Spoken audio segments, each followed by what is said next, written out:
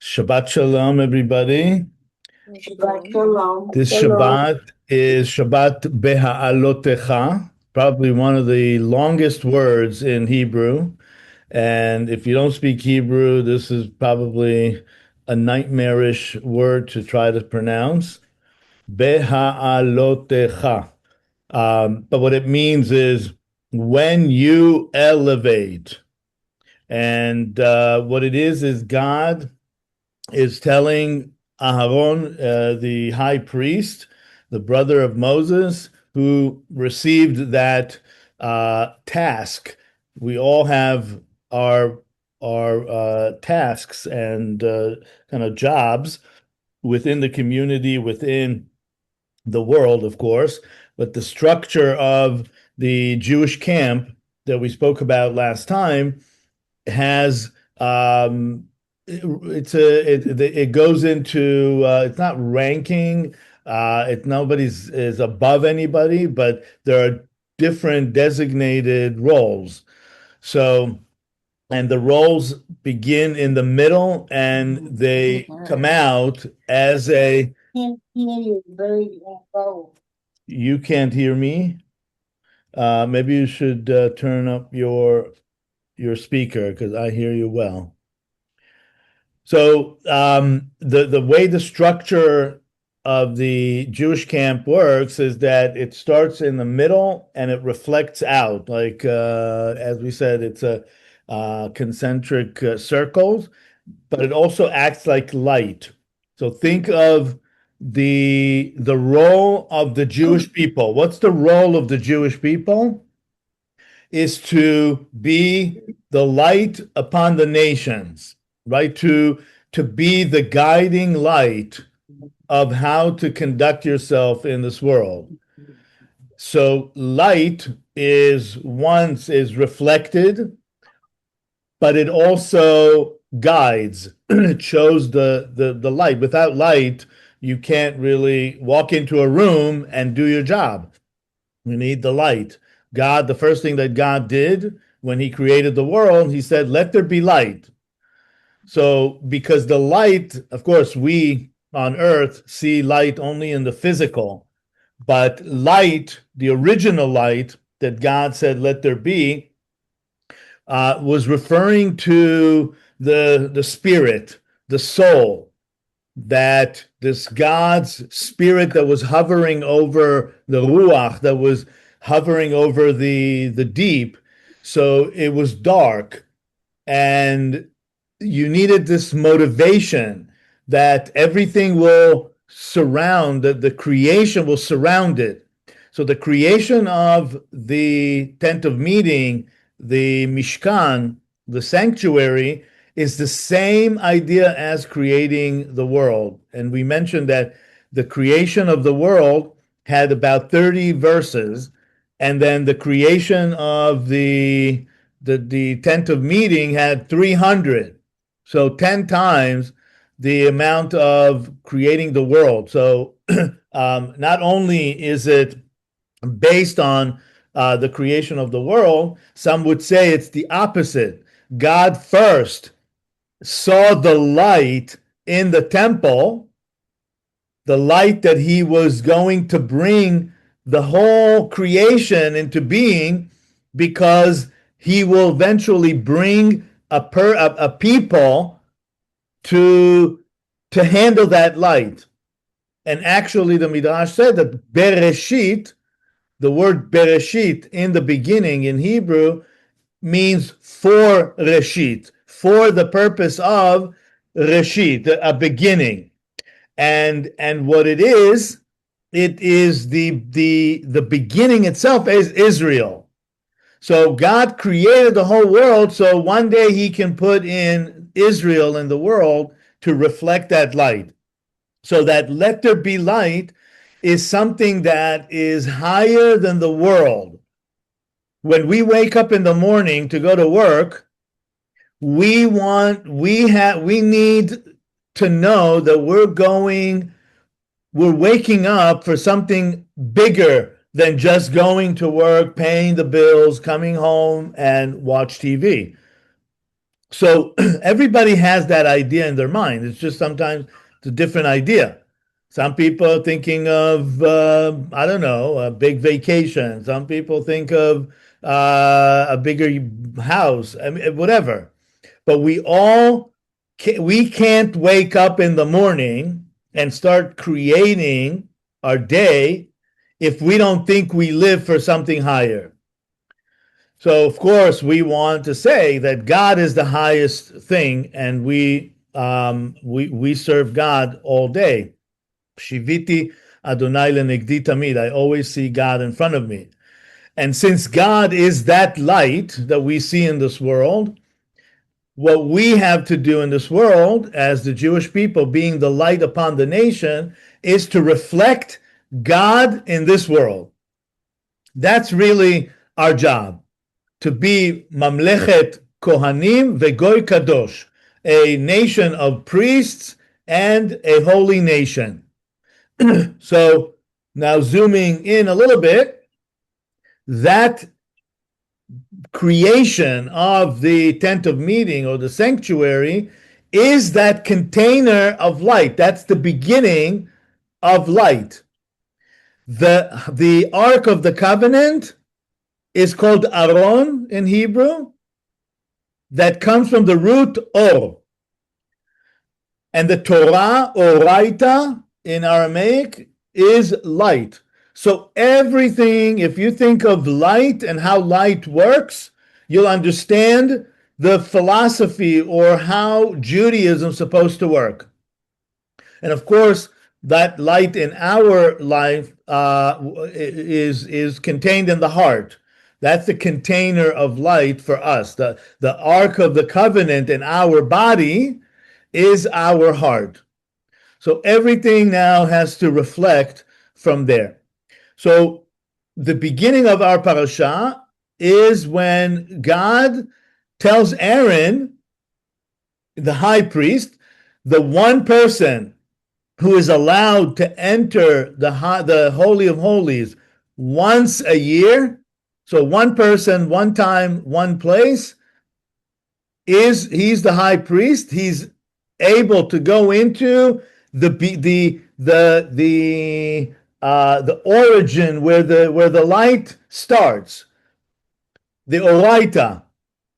The only thing that was in the Holy of Holies was the Ark of the Covenant.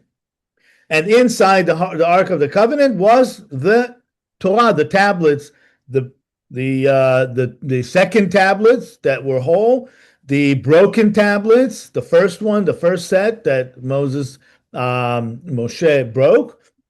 And the Midrash says there were a few more things there later on. But the source is the Holy of Holies, and the person who administers that Holy of Holies, meaning the Torah, the light, is Aaron, the high priest. So God is telling him, this is Beha'alotecha, is God's directive to Aaron, saying, speak. He's actually, in this case, God speaks to Moses to speak to his brother Aaron. He says, speak to Aaron and say to him, when you mount the lamps, let the 7 lamps give light at the front of the lampstand. Okay, so what is this? And I'm going to really translate in Hebrew because there's a lot that is lost in translation here. God is telling Moshe or Aaron to Beha'alotecha et hanerot. So nerot is candles, and of course candles were not made out of wax that we have today. It was the oil, and of course the pure oil, and that's the story of Hanukkah when they needed to wait 8 days for the pure oil to be made to reestablish the light in the temple. And we get to Hanukkah in a minute. So you have to elevate the candles. So it doesn't say to light the candles. Of course, it means to light the candles, but it means to elevate the candles. So, in terms of the what the Midrash is telling us, that everybody was able to light the menorah. You didn't have to be a priest or high priest, because it doesn't say here specifically that he has to light the candles. What he does have to do is to set it up in the way that is the correct way. That when anybody lights it, it's just the technical act of lighting the candles, but the candles will be elevated. That they will be that the wick, that the flame is going to point up. And fire, in its nature, this is the beauty of fire, just as water, every material in this world, everything in this world, it wants to go back home. We as people, as referring to your question, Elizabeth, from earlier, everybody essentially wants to go home one way or another. We may define our home differently, or we have a different idea of what is our home, but we all have a home that we see in our heart that we always try to go back to it. Even Abraham, who was never born in the land of Israel, in Canaan, what God was telling him when he said, Lech Lecha, go on the journey, he was really saying, I'm now pointing you towards your spiritual home, where you really belong. Many people, we see that in the world, that many people have, like, they converted. So converted to Judaism, some people convert to Catholicism. I mean, we convert or we immigrate. So when we convert or immigrate, we essentially saying, yes, I was born in one place, but my home is in another place. So it's always about going home. So the fire and water and every source in this world, resource, shows us that. Fire always goes up. So we know its origin is in heaven. And then water comes down. So we know that the origin is earth. And really the paradigm of water and fire is the heaven and earth. And they don't get along, so to speak, on earth. Fire and water cancel each other. The physical and the spiritual cancel each other. We as human beings are the creation of both. We're 90% water, we're earth, we're earthly creature. From the earth, God took us, but then he blew into the spirit. And that's the fire, that's the soul. The flame is the soul.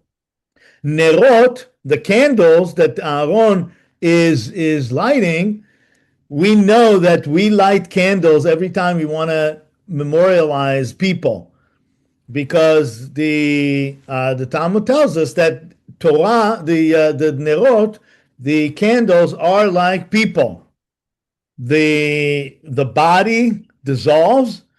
It's here for a while, but the flame is forever. You can give off infinitely from the flame, and the flame is our soul that wants to constantly go up to heaven, to its source. It doesn't want to be on this earth necessarily, because the earth has sickness and death and toughness, and you have to go to work and you have to do all these mundane things, while the soul is from God. It is royal, and it's not used to this. So that's why, for a human being to live the good life, we have to provide for the soul. The Midrash talks about the marriage of the soul and the body, like a man and a woman, that the flame, the soul, is the woman, but she's a queen. And when you bring her into your house, the body, the male, so to speak, brings the flame or the soul into his house, he needs to accommodate for her, which means living holy life, meaning living heavenly life, bringing heaven to earth, living heavenly life on earth. So Aharon, Aaron, the high priest, is the one person, the leader of that whole thing. Even though we have to all be like priests and all show this example for the world how to live heavenly life on earth, he is the leader of that. He's the high priest. So the Midrash says that Aaron was upset when God told him that he would be in charge of elevating the candles, lighting the candles. He was upset. Why was he upset? Because he saw in Parashat Naso that we read last week. He saw all the tribes bringing their special gifts and offerings to the temple. And he said, they're bringing all these elaborate things to God. And all I have to do is just elevate the candles, just light the candles. It doesn't say that he was upset. It doesn't say it in the text, but the Midrash it tells us that that was his feeling. So the Midrash continues to say that God then told him, don't be upset. Your task, your role is greater than theirs. And Aaron was, clearly didn't know why. How he was confused. Why? How come a little candle be more than all these bowls and all these gifts that all these tribes brought to the temple? And God said to him, your gift is bigger because, or your role is greater because their role is going to end one day. Your role is going to always be here forever. How so? Their role will end, meaning bringing the offering, the animal offering to the temple when the temple is destroyed. But your role is going to continue because the menorah is going to continue. But then Aaron said, well, but if the temple is destroyed, the menorah is destroyed as well. And this is where the story of Hanukkah comes in. We continue to elevate or to light those candles, the eternal light that was a symbol of the temple, in the Hanukkah menorah. Now you're going to tell me, I'm sure this is what you have in mind, but wait a minute. The Hanukkah menorah is different from the menorah that was in the temple. First, it has 9 candles versus 7 candles. The second thing is that was lit inside. The menorah in the temple was actually lit in the holy area. So nobody, not really, I mean, only a few people can see it, only those who serve in the holy or come into the holy.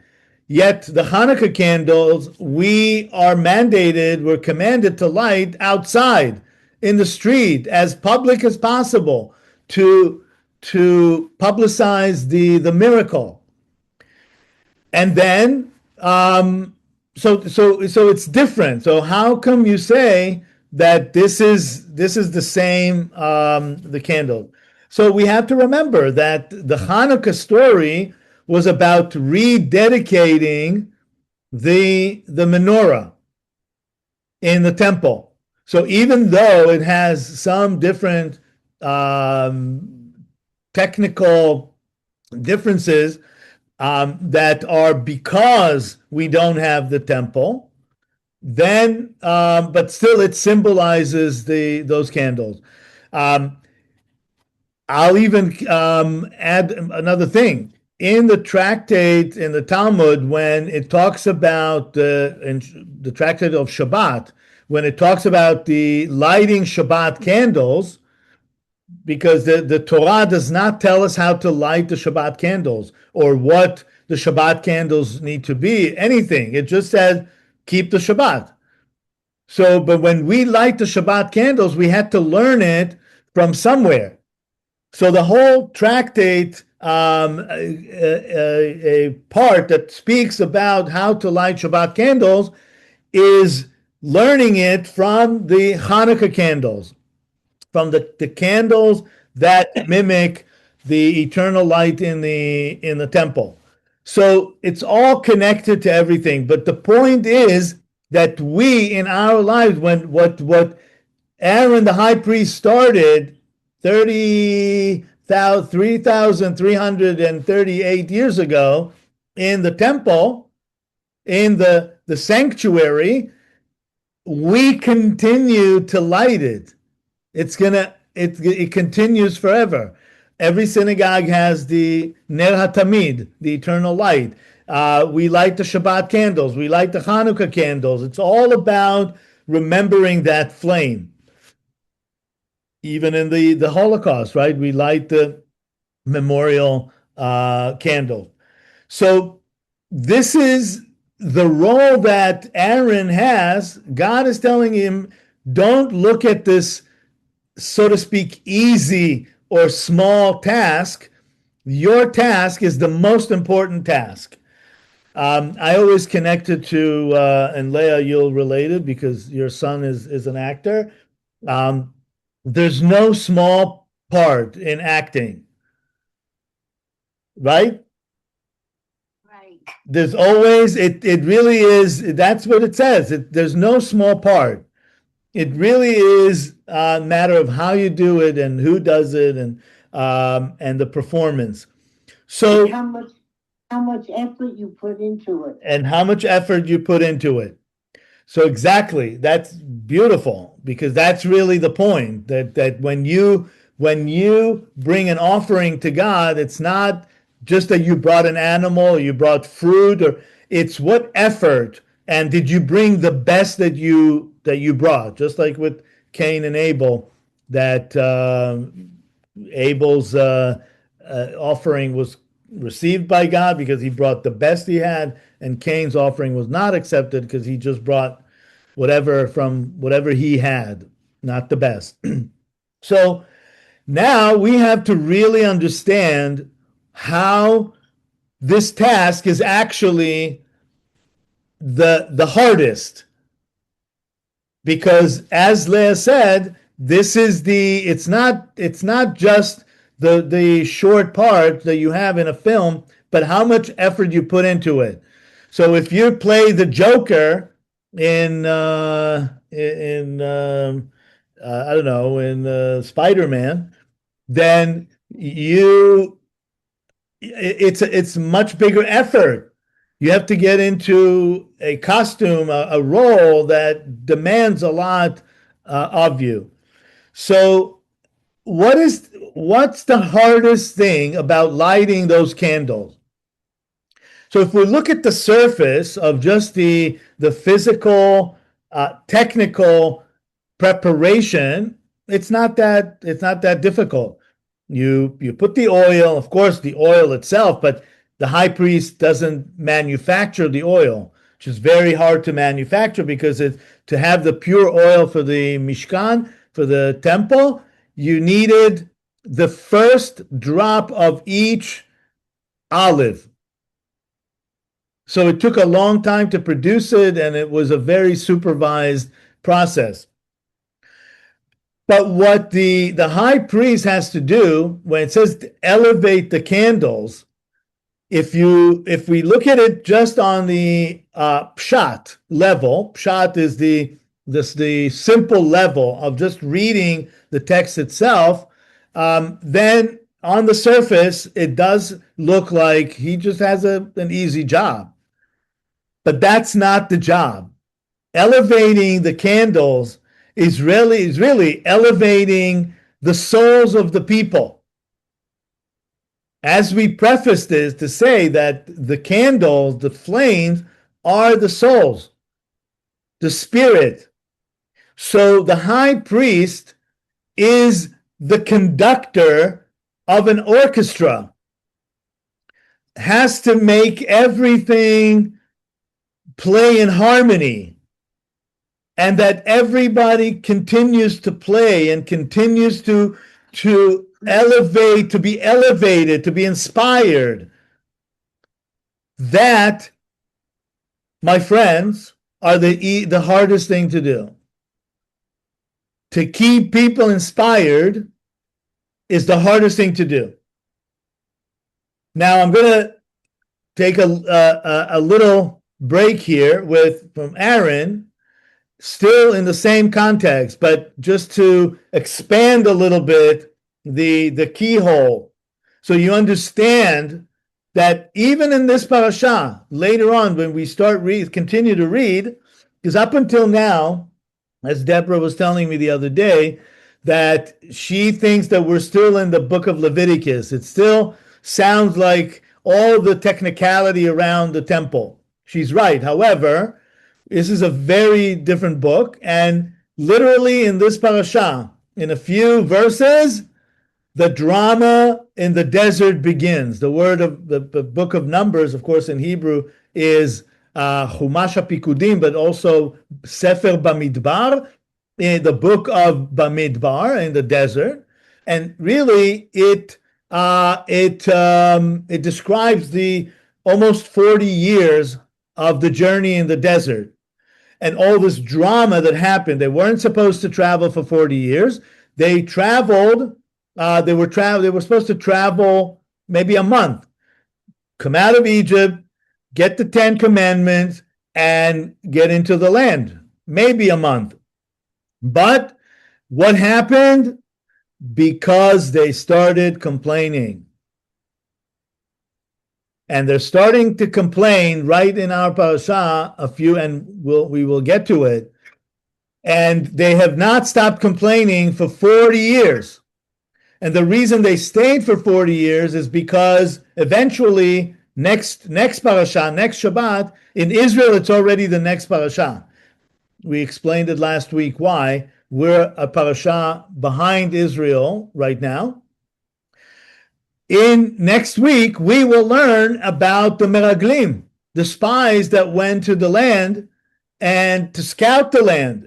And they came back with a bad impression of the land, with a bad report, meaning they were complaining. Instead of being enthusiastic and inspired, they extinguished the spirit of the people, the opposite of what Aharon the high priest has to do. So what God is telling him here, your job is the hardest, because you will have to face all these complainers, all those people who are downers. And I'm not going to use the phrase Debbie Downer, which I just did. But there's that phrase of somebody who is just a downer all the time. Aharon is the opposite. He is the elevator, elevating the spirit, the candles. So it's the most exhausting job, if you think about it. So this is why his spirit, his job is the hardest. So we'll continue a little bit, and then we'll get to the complainers.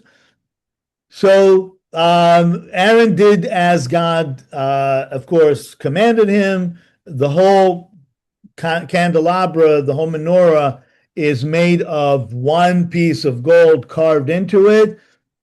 And then the next step, as we said, right? It's like the structure of the temple, the structure of the conduct, even within the tent of meeting, the sanctuary, is acting like light. So Aharon is the beginning, that spark, that he He is the spark of the light. Nitzotz. He elevates the candle. He starts it. But then you have a whole mechanism around him to take that spark and create a bigger fire, a bigger light. And that is the task of the Levite, the rest of his tribe. Aaron is it comes from a certain family in the tribe of Levi. So they're all Levites, and the book of Leviticus is called that because it talks about the temple and the construction of the sanctuary. So that is the task of the Levites. So now, when we read last week about all the tribes that were bringing all the offerings to the temple, the Levites now are separate. They were not counted in that 12 tribes. They are the 13th tribe. People are under the impression that we have 12 tribes. We don't. We have the 12 sons of Jacob, but we have 13 tribes because one tribe, the Joseph tribe, was split to two. He received a double portion. So the Levites are the 13th tribe. And I always say, they administer in the temple. And I always say in the argument in Israel that continues to be an argument of who's supposed to study Torah and who's supposed to serve in the temple or study, serve in the military, and who's supposed to sit and learn Torah. Why don't we use the same ratio? We have 1 to 13. So 1 to 13 should be those who administer the spiritual, religious organizations and study Torah. So then he takes the Levites and he inaugurates them, and this is so beautiful. He inaugurates the Levites as you would inaugurate a holy vessel, just like the Ark of the Covenant, the Menorah, the table, the sink, all those holy vessels in that tent of meeting were sanctified. They were covered with the mishcha, with the ointment, and they became holy. They inaugurated, consecrated. The same thing, the Levites are now consecrated for the work of the temple. Say they become a holy vessel. And think about it. This is beautiful because the holy vessels and the people who serve as holy vessels are now, so to speak, on an equal status because they're all in the service of God. And think about it. We do it even today.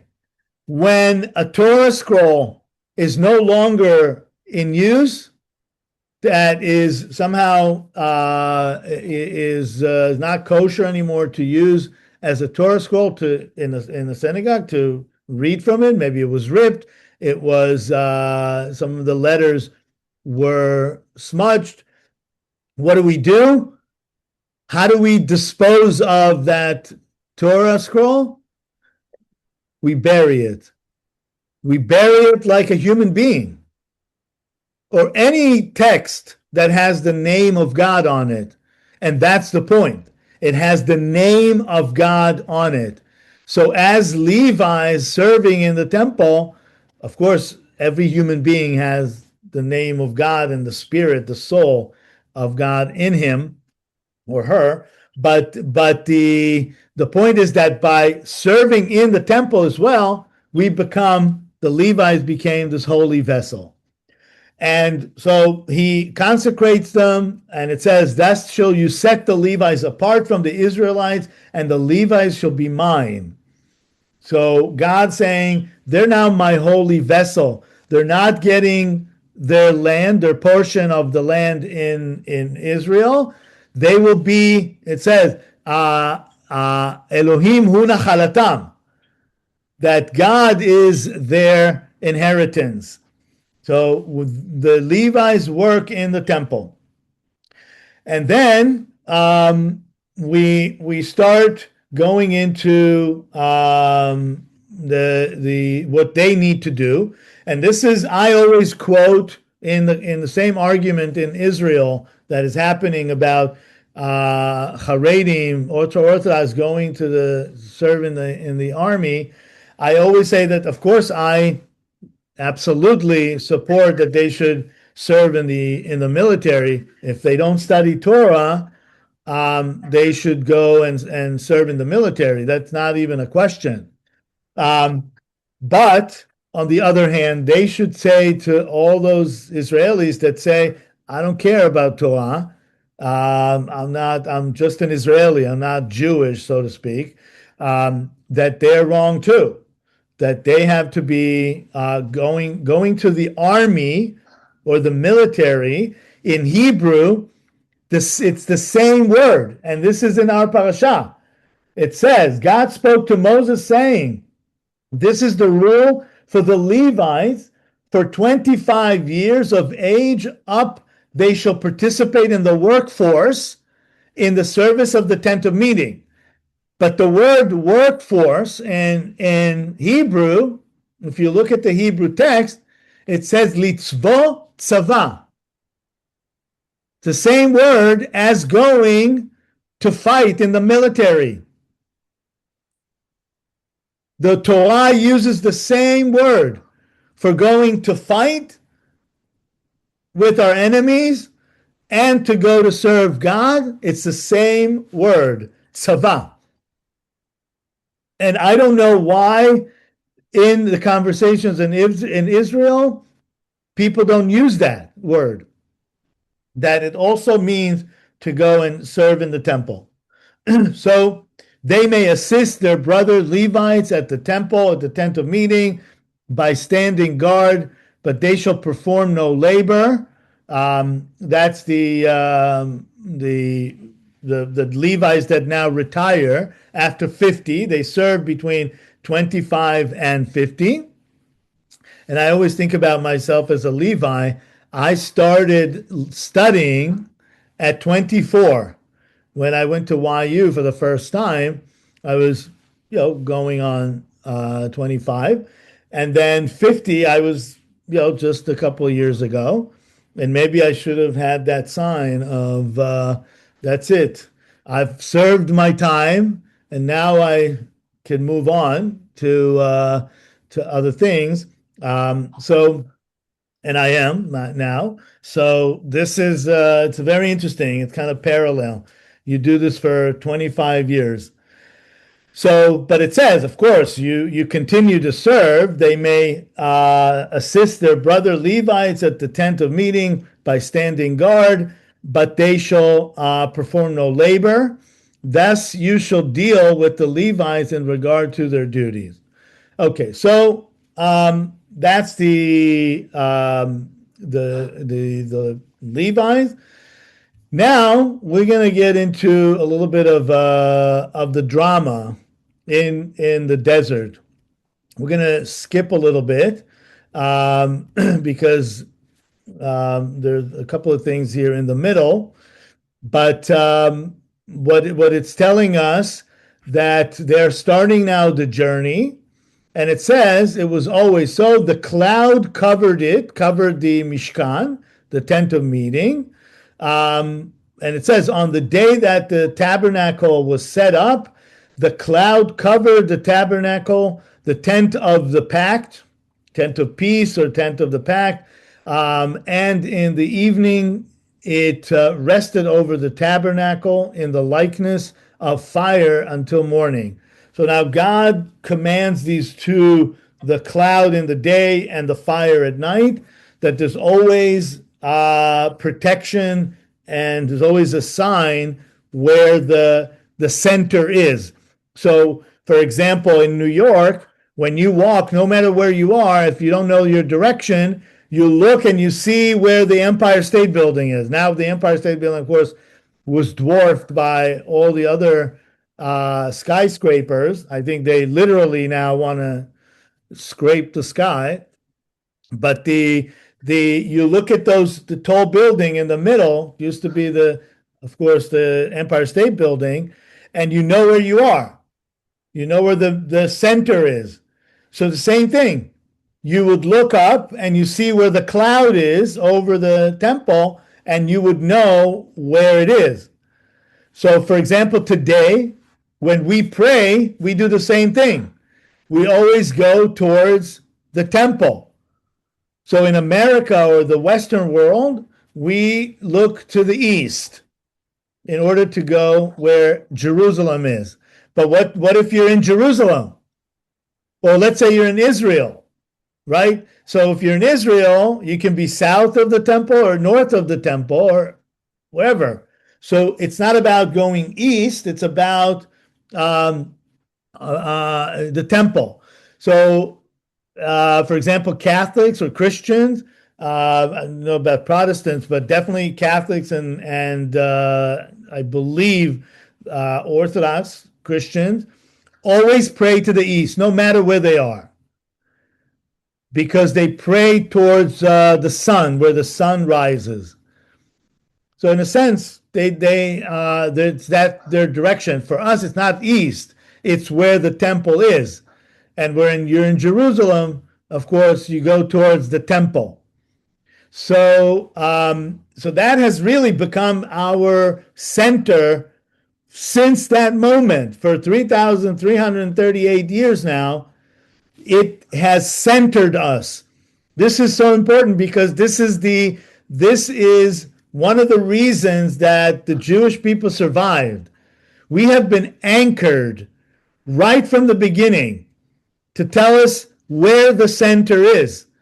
And when you're lost, you always go back to the last time you knew where you were, right? Or you have to recalibrate and go to the center.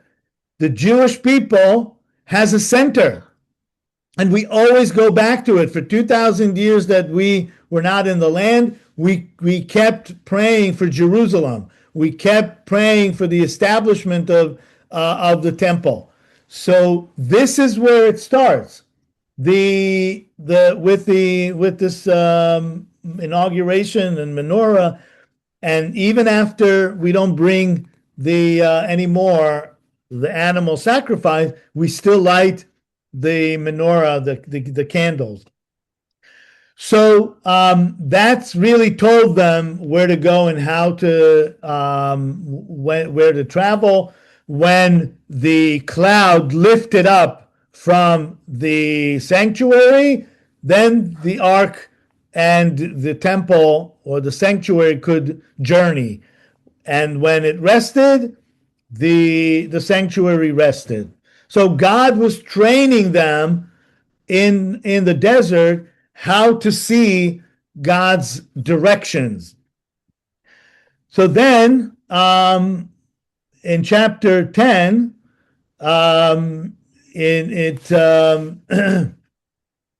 it's talking about also the some of the ideas about how to surround the temple, where they each have to stand, and the chieftains of each tribe. But for our sake today, yes. Did you want to say something? In chapter 11, and it's interesting that chapter 11 in America is bankruptcy, and the chapter 11 in the book of Numbers begins the Jewish bankruptcy. It says, so we will juxtapose the elevation or the motivation that the high priest supposed to bring to the people, to elevate them, to motivate them, versus the mitlonanim, those who are the complainers. So in chapter 11, it says, the people took to complaining bitterly before God. God heard and was incensed. A fire of God broke out against them, ravaging the outskirts of the camp. So God was mad that the people were complaining. So let's take 1 minute and think about it. Now, why would they complain? I mean, before we see why they complain, but they just came out of Egypt.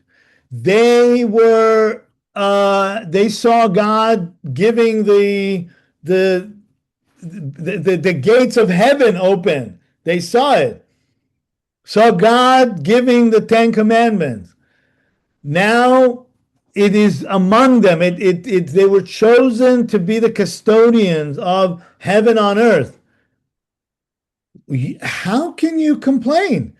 God gave them everything they want. They're protected. They're nurtured. Why would you complain? I have to ask you this question before we continue. You can unmute, Deborah. Why? What is there to complain?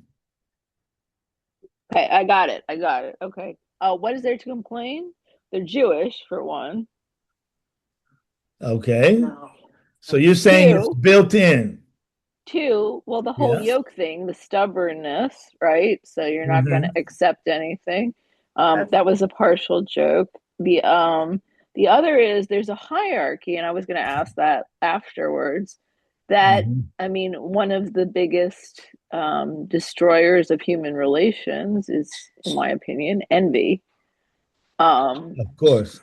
So, when you give one tribe, even you said that my stock went up when you heard that my cat's part of the cat's family could be traced to the Kohen priestly class, right? Yeah. When you get, some big, it seems, are more chosen than others. That would be infuriating, I think, to a lot of people. Again, that's what brought Cain down, right? Okay. That's what brought, Jacob down, right? Right. It was the envy. So, I mean, it's a paradox because it's human to be competitive. But to me, it sounds like from the beginning of the whole process, when they defied Moses and built the calf, there's a combination. I don't know if that's jealousy, but certainly there's that element of trust and competing gods, and I don't know. Okay. So you're saying envy. Okay, we'll put that one Well, and aside. envy, and right, envy. Yes. Yeah, Leah. Because they had to share. They had to what? Share, S-H-A. To share everything. So that's why they were complaining. That's why they complain. When you need to share, you don't want to share. But right. And also, I'll just say, also on the variation on the Jewish joke, the accommodations were not what they expected. The accommodation were not what they expected. Okay, so let's concentrate on that right now. But what you said before about envy, that'll come later. Because we're now starting a series of complaining that would follow us the whole book of Bamidbar, the book of Numbers, that they will complain about different things. So now what they're complaining about, and two things about it. When you said Jewish, it's a joke, I know, but the Jews complain or they're never satisfied. There's always the truth. Once that is an engine of improvement. Also, there's another side to it that the Jews always improve because we're never satisfied. We're the wandering Jew. Right. So the wandering Jew is not just the physical wandering. It's really, we're wondering. We're always wondering in our mind, and we always want to be more satisfied. Wondering versus wandering. That's so interesting. I've always heard it as the wandering Jew, not the wondering, but that's even better. The wandering Jew. Yeah, without. The what it says here, the riffraff, ha'asafsuf, the riffraff in their midst felt a gluttonous craving. Okay, so that is what bothers them. The food. They've complained about the food. So, and you know that God took care of them. They had the manna that tasted like anything they wanted. They never had to want for anything. But what they're saying here, it says, and then the Israelites wept and said, if only we had meat to eat. So this is two things that happen in just one verse that are very, very important. We'll unpack it. First of all, the riffraff, ha'asafsuf. So, because then it says, then the Israelites wept. So there are two separate groups here, the Israelites and the asafsuf. So the riffraff, who was the riffraff? The Talmud says that these are the all those nations that gathered with them when they left Egypt. It says Erev Rav, there were mixed multitude that went up with them. Because think about it, when the gates of Egypt were open and the Israelites flooded out, other people used that opportunity to free themselves as well. So there were other people with them. And those other people also stood in Sinai with them. And we see it as also a positive thing, that other people who wanted to join the Israelites, and these are the souls of people who then later on convert, and always they said, well, I always felt Jewish. So we say they already stood with the Jewish people in Sinai. But on the other hand, these people are not as motivated as the Israelites, and they are the asafsuf. And we see even until today, when people complain and drive a conflict between a wedge between different sections of Israelites, or complain, there are the infinite complainers. We say these are the Erev Rav, those who want to see Israel as a secular state, try to eradicate anything Jewish from the land. They're Jewish, but we say they were the Erev Rav. They were the people who came with the Israelites, but they were really not Israelites originally. So that spirit has journeyed with them throughout. But so, can I ask a question? Oh, I'm sorry. Yeah, so only after they started complaining, meaning driving their spirit down, right? That's why it's very important for the high priest to always elevate the people, so they don't go down, because if you go down, you go down to earth. And when you go down to earth, all you care about is food. And if you care about the spirit, you elevate. So the high priest has to always point up to heaven. Once he doesn't do that, and then the water comes down, or everything comes down, then we're always at the level of earthliness. So that's where it ends up being, is what did we have to eat today? And that's what they said. Once the asafsuf, the mixed multitude, drove them down, the spirit, then it says, and then the Israelite wept and said, if only we had meat to eat. Like that was the main thing that they had to deal with. They were slaves for 400 years. They said, we remember the fish that we used to eat free in Egypt. I mean, you couldn't have more cynical complaint than this. You were slaves. You didn't have anything free, including your time and yourself. You were a number. The cucumbers the melons, the leeks, the onions, and the garlic. Wow. I mean, and then it says, now our gullets are shriveled. There is nothing at all, nothing but this manna to eat, to look to. So that is an insult to God to the degree that God wants to destroy them.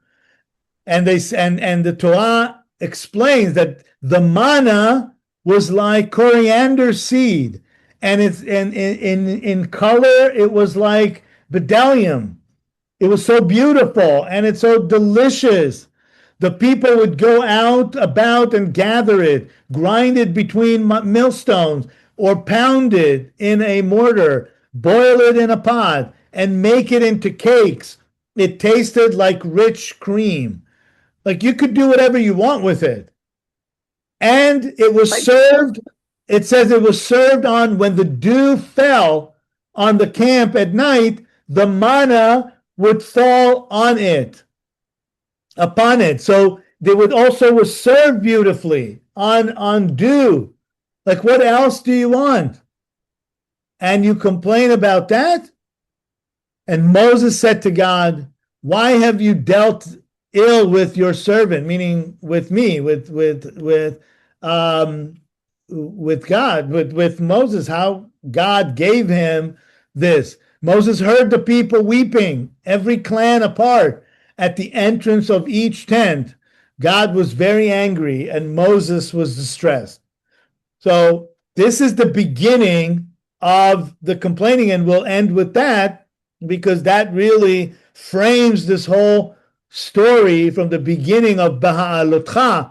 Why is, now we understand why Aaron, the high priest's job, is the hardest job, because it's not just elevating the candles, it's elevating the people's spirit. And we'll just conclude, we'll just right 1 second, we'll just conclude with that. And Moses said to God, why have you dealt ill with your servant? And why have you have not enjoined your favor, that you have laid a burden, this burden of all these people upon me? Did I produce all these people? Did I engender them? Meaning, did I give them birth? And you say to me, carry them in your bosom as a caregiver carries an infant to the land that you have promised, an oath of their fathers. Where am I going to get them all this meat? And God said, don't worry, I'll give them meat that will come out of their nostrils. If that's what they want, if they choose to be earthly instead of this heavenly experience on earth, I will give them the earthly experience. And to conclude all that, I always go back to the Garden of Eden because that's where everything starts. Adam and Eve made the same choice. They had a Garden of Eden. They had all the fruits of the garden. They could do whatever they want.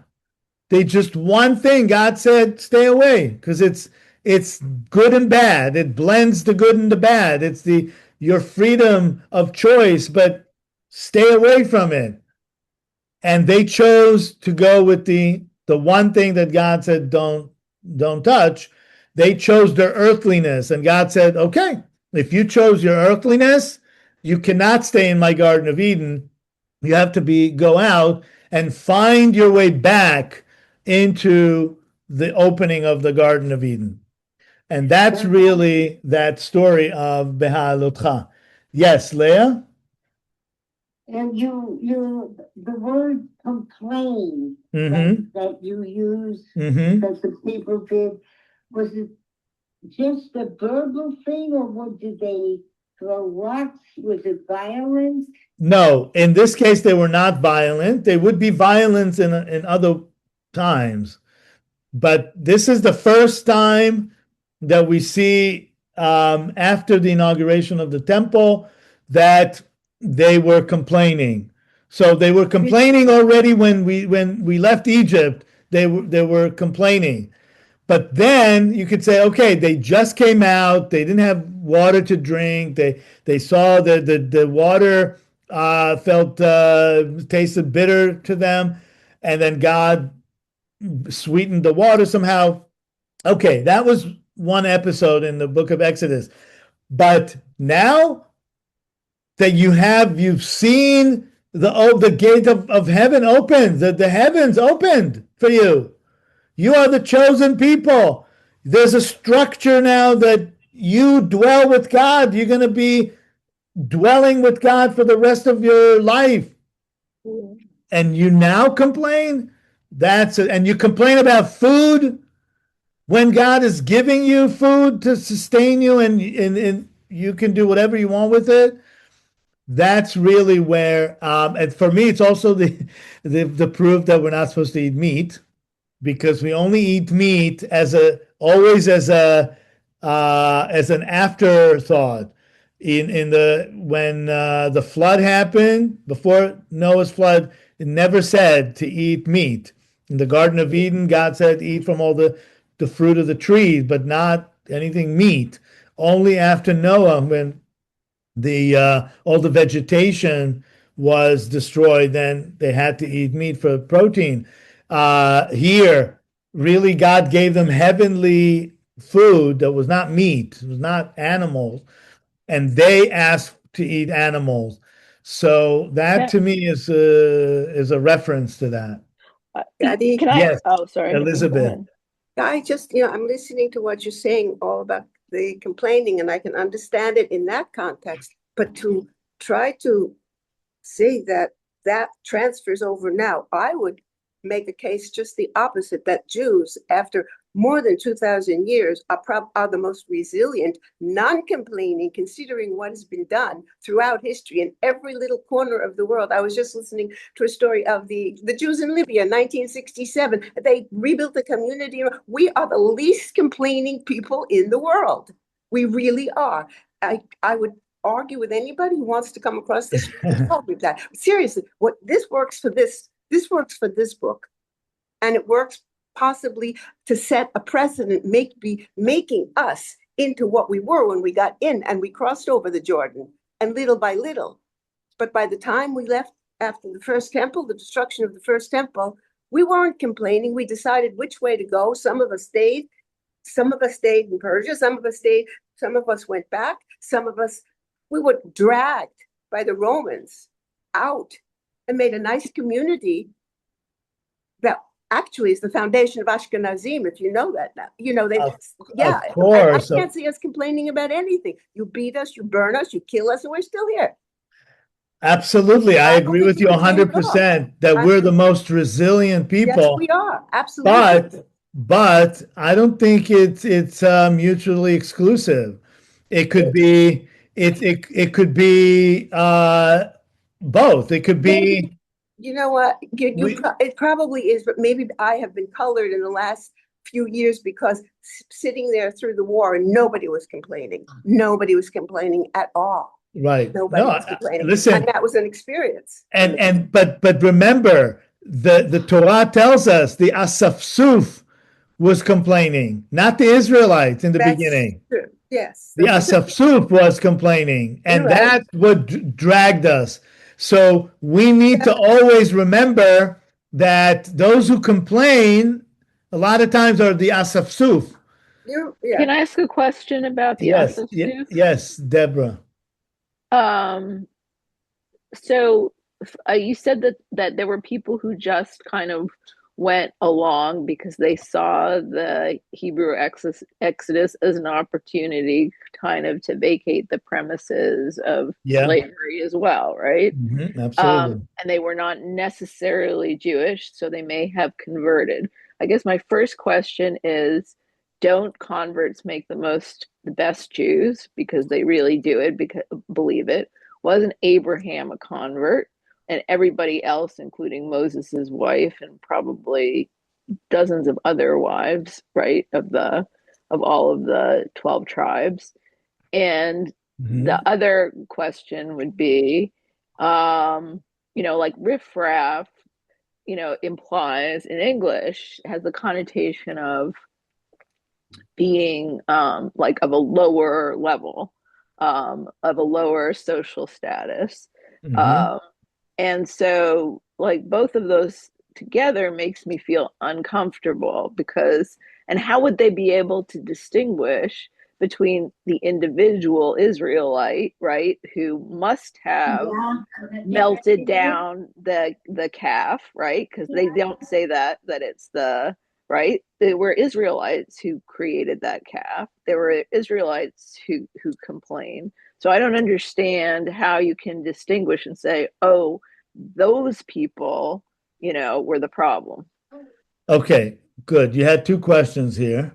So first, I'm not saying it, the text saying it, the I know Torah that. I know. is Yeah, I saying know. that. That's I know that bothers me though. So the Okay. asafsuf, the word asafsuf is people who gather. So that's so riffraff may not be a good translation. That's why it's good to go with the Hebrew rather than the translation. Asafsuf means people who gathered onto them. That's what it means. So it's clear that these were people, because also the way that the verse is constructed, saying, and then the Israelites complain. So first, so we know that the Asapsuf is not the original part of the Israelites. We know who is an Israelite and who's not. Definitely at that point where they just came out of Egypt, they knew exactly who was who. They were happy, maybe in the beginning, that people, of course, joined them. It's like to think of the Jewish people. We enjoy that people join us. But if they join us for the right thing, ger tzedek. So not every convert is a good convert. That's why it's called ger tzedek, a righteous convert. And when you said that when people convert to Judaism become better Jews than Jews, sometimes, not always at all. Actually, in the Talmud, it says that converts were not permitted to be on any court. Only generations later, some even say 10 generations, they were called gerim, converts. Only after 10 generations, they really are subsumed naturally into the people of Israel. But for 10 generations, they're called gerim, converts. They're not necessarily, and what you're saying is right, they become more actually extreme when they convert because they want to prove it to themselves, to prove it to others. That's why they were not put on courts, because they tended to be harsher than the Jews, the Israelites. So not every convert is a good convert. And even if it's a good convert that tries to be even like more Jew than a Jew, then we actually know that phenomenon and we knew how to actually even protect against that. So to your two questions. So I want to just conclude the recording here by saying this is the paradigm of lighting the candles. We always, when life is tough, when we're in a dark place, we need to light those candles, to elevate those candles, meaning to look up to heaven. And then we're not all concerned about how much I'm earning this month, what I'm eating, what I'm not eating. Think of the spiritual eating, that leaving Egypt itself is the best thing that happened to them. They're not under the yoke of the Egyptian. That's what they need to look at. And who saved them? They were saved by God in heaven. And instead of looking up, they're looking down. But the high priest's job is to always take the natural movement of people to earth and to elevate the candles to show them the direction to heaven.